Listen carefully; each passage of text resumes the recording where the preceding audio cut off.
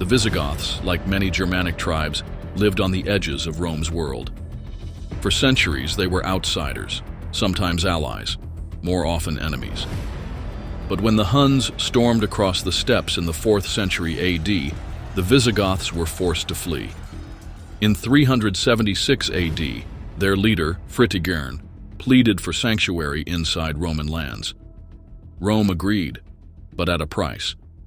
The Visigoths were settled along the Danube River, but instead of safety they found treachery. Roman officials starved them, enslaved them, and treated them like barbarians.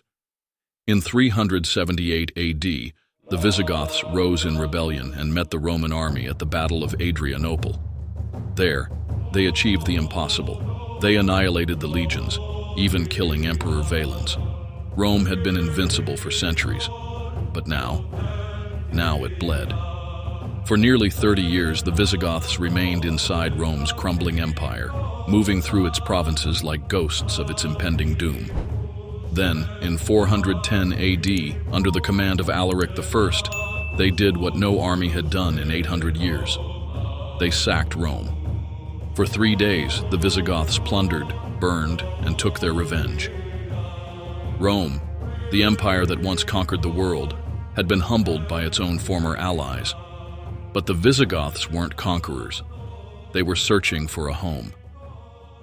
After Alaric's death, his successors led the Visigoths deeper into Roman lands, eventually reaching Gaul, modern France. By 415 AD, they had struck a deal with a desperate Roman emperor. Rome was dying, its borders crumbling.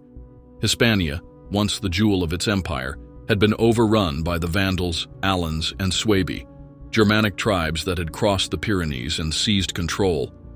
Rome needed a savior.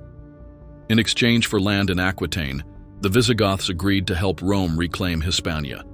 They became the empire's unlikely protectors. Under King Wallia, the Visigoths marched into Hispania with Roman blessing. One by one, they crushed the invaders. The Alans, once dominant, were wiped out. The Vandals were pushed south, eventually fleeing to North Africa. The Suebi held onto a small kingdom in the northwest, but they were no longer a serious threat. By 418 AD, Hispania was back in Roman hands, but Rome itself was slipping away. The Visigoths had come as warriors, but now they were rulers. They established their capital in Toulouse, France, controlling both southern Gaul and Hispania. Rome had given them land, but in reality, it was the Visigoths who were now in charge. By 476 AD, Rome's Western Empire collapsed completely. The last emperor, Romulus Augustulus, was deposed, and with him the Roman rule over Iberia faded. The Visigoths, once rebels, once Rome's saviors, had become kings. Hispania was now theirs. But how long could they hold it? The Visigothic kingdom would rule for nearly 300 years, but their greatest challenge was yet to come. Because in the east, across the sea, a new power was rising.